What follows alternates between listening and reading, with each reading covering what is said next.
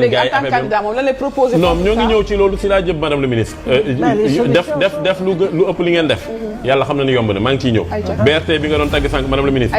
maa ngi ñëw BRT bi. ce n'est pas une si merveilleuse idée que ça et on va le démontrer. D'accord. Le stade c'est la même chose c'est une belle réalisation. Ce n'est pas une si excellente idée que ça. Le TER c'est génial parce qu'il nous faut des solutions de mobilité de masse. Effectivement dem beeg digg bi il faut ñu yombal ko.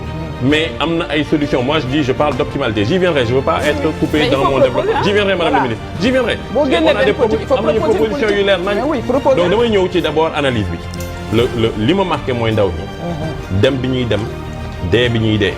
mu marqué ma métti ma koy naxarlu et di fàttali ni Sénégal mooy réew moo xamante ne téeméeri nit yoo jël daanaka juróom-ñetti fukk ak ñaar yi ay ndaw lañ yoo xamante ne seen ñeent fukki at matul loolu mooy statistique démographique Sénégal lan moo fi nekkat Sénégal mooy réew moo xamante ne jafe-jafe bi fi gën a mag li ñuy wax fii yëpp c'est vrai bëri na ay problème mais problème bi gën a mag madame la ministre ici aujourd'hui au Sénégal c'est l'emploi xëy moo manqué fii yaa xëyu ndaw ñi mais xëyu ndaw ñi pour man nga jégal ma madame la ministre xëyantu la lu ci gën a bëri xëyantu la parce que man quand je vois des grands gaillards maanaam ay waxambaane yu dëgër këj nga gis leen ñu taxaw ci mbedd bi amul lu ñu leen di def loolu lu dul bale man yaakaar naa ni on devrait avoir autre chose en tête amuma sous-métier man wax naa ko toog naa ci mbedd bi madame la ministre attendez je viens madame la ministre toog naa ci mbedd bi ba may am fukki at ak benn di jaayal sama yaay toog beneen donc new ma ci ay affaire xeeb kenn xewuma kenn mais damay wax ni doole boobu kattan boobu madame docteur wax na ko sànq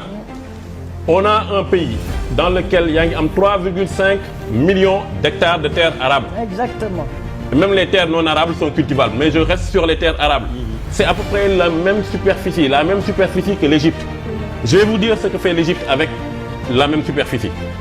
C'est une capture que j'aurais faite et les éléments sont là parce que aussi bu ñuy wax il faut ñu teg ko ci ay firnde. Le Maroc. maa ngi ñëw na ma may tuuti rek. et j'y viendrai. pêche bi kenn mënatul lekk. maa ngi ñëw may ma tuuti rek voilà mu ngi nii ce que fait l'Égypte avec la même superficie qui ne représente que 4% de la superficie totale de l'Égypte. ñun 196 000 et quelques des poussières allez disons 200 000 km². Donc 4 millions de km² sur 200 000 km², ça fait environ 20% de la superficie. Donc ça vous dire la richesse que c'est par rapport à ñun li ñu doon. On est d'accord. Sur la même superficie, l'Égypte est le premier producteur de blé en Afrique. Le plus grand producteur d'oignons secs, le plus grand producteur de tomates, le plus grand producteur de pommes de terre, le plus grand producteur de concombres, le plus grand attendez s'il vous plaît madame le ministre, le plus grand j'y viendrai, le plus grand producteur d'ail, le plus grand producteur d'oranges, le plus grand producteur de betteraves sucrières, le deuxième plus grand producteur de choux, le deuxième plus grand producteur de raisins, le deuxième plus grand producteur de citron, le deuxième plus grand producteur de mangue qui pourrissent partout au Sénégal. Ici, 60% de la production de mangue est en train de pourrir. Le quatrième plus grand producteur de maïs, le cinquième plus grand producteur de carottes. Ce que je dis, c'est que quoi? Avec de la volonté politique et une détermination bu leer nañ. waaw maanaam li ma bëgg wax mooy lan maanaam ni que bu fekkente ne am nga yéene bu mat sëkk yéene bi ma doon wax sànq buuba ci njëlbeen ci lan moo tax ngay jóg daan da ngay laaj baatu réew nga am bëgg daagaan baatu askan bi boo amee yéene bu leer nañ da ngay jóg taxaw jàkkaarloog askan bi eggee leen ko wax leen ko ñun ci suñu gis-gis Yeesal en marche lan la ñuy wax Yeesal Sénégal lan la demee benn vision la ñu am bâtir un état stratège entrepreneur qui s'appuie sur son secteur privé national ñu ne benn défi la ñu am mooy lan mooy comment faire pour créer des emplois décents parce que emploi dafa war a ànd ak décence bu fekkente ne da ngay xëy te yow li ngay xëy li nga ci am mënoo ci sax paas pour dem liggéey mënoo ci faj sa soxla boo sa doom feebaree mënoo ko faj boo ko bëggee mu dem jàngi mënul nekk madame la ministre je pense que loolu des na donc j'y viens sur l'agriculture nous avons toutes les expertises dont nous avons besoin ici li ñu soxla ci xam-xam yépp fii biir Sénégal ñun le secrétaire général de notre parti c'est un ingénieur agronome madame la ministre non j'y viens madame la ministre s'il vous plaît j'y viens on a besoin de poser un diagnostic madame la ministre j'y viens madame la ministre j'y viens s'il vous plaît j'y viendrai attendez s'il vous plaît je vous dis dinaa ci ñëw ci laa nekk nii ne maa ngi lay wax ni que notre secrétaire général c'est un ingénieur agronome un docteur ingénieur en agronomie qui est un compère du ministre conseiller de du président Macky Sall son excellence muy monsieur Serigne Gueye Diop sunu secrétaire général Cheikh Mbacké Mboup tonton Cheikh Mbacké Mboup je l'appelle parce que mën nañu bàyyi dañ koy jox warma boobu noonu tonton Cheikh mooy ki nga xamante ne ak ñeneen ñu mel ni moom bëri nañ fii biir Sénégal boo leen tegee ci yoon mais ici il y a des expériences très positives je connais un monsieur qui est originaire de mon village qui est à Mont-Roland qui s'appelle Souley Bassoum, mais il fait un excellent travail là-bas. Et ces exemples-là, il faut les démultiplier. Et vous pensez que le ministère de l'Agriculture n'a pas suffisamment d'experts? Non, mais et alors, vous pensez que l'administration donc qu'est-ce qu'on attend pour le faire? Donc qu'est-ce qu'on attend pour le faire? Mais qu'est-ce qu'on attend pour le faire? Charles, s'il vous plaît. Non, attendez, s'il vous plaît. On va y aller. Charles, nous avons besoin. Charles, on ne peut pas avoir un pays où en 2022, on a produit. Mani, on ne peut pas avoir un pays dans lequel en 2022 on a produit 400 000 tonnes d'oignons.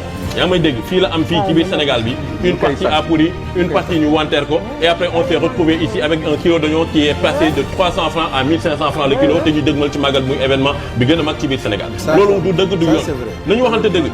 ma ne xaaral ma pare wu ma la pomme de terre même chose le sucre même chose. On est dans un pays où il n'y a qu'une seule société. Je ne suis pas en train de dire qu'il ne faut pas soutenir la CSS, etc.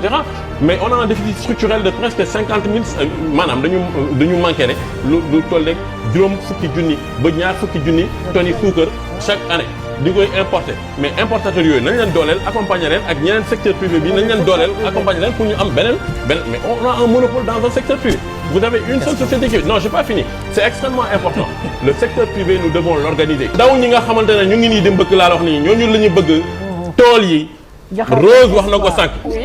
boo bëggee bay fii li nga soxla mooy suuf li nga soxla mooy ndox li nga soxla mooy naaj li nga soxla mooy kattan bi mooy ndaw ñi plutôt que ñuy dem ci ay programme xëy ndaw ñoo xamante ne dañuy leen di dem di leen teg ci mbedd bi ñuy bale nañ leen jël dugal leen alors je dis une chose la dernière fois ma ne booy bi nekk Kër Massar tey toog liggéeyul nga bëgg ko yóbbu au Fouta ou dans le Saloum ou je sais pas où pour mu dem bayi foofu mais nga yaakaar ni il va laisser toutes ces commodités maanaam li mu fa am yëpp internet bi ndox mu neex mi tout ce qu'il a comme commodité nga bëgg mu bàyyi ko fi dem toogal la fële ci tool yi du ko def il va pas le faire par contre bu fekkente ne tu crées et ñun ci suñu programme dañoo indi benn concept ñu ne on va lancer le programme qu'on appelle le programme 5.1 5 jeunes pour 1 hectare exploité. On a dit 3,5 millions d'hectares. Regarde le nombre d'emplois que tu pourrais créer si tu arrivais à exploiter tout cela. Léegi ma ne la beneen affaire mooy je veux qu'on crée ce que j'appelle des cités agricoles à l'image des cités ouvrières à côté des mines pour que cité agricole yooyu nga dem ko tabax fa ay dëkkuwaay yu jege tool yi nga defal leen fa internet bi nga defal leen fa ndox mu neex bi nga defal leen li ñuy soxla commodité yiy tax ñu dem mën a am une nouvelle vie sociale là-bas. Tout n'est pas faisable d'un coup comme ça, c'est pas d'un coup de baguette magique.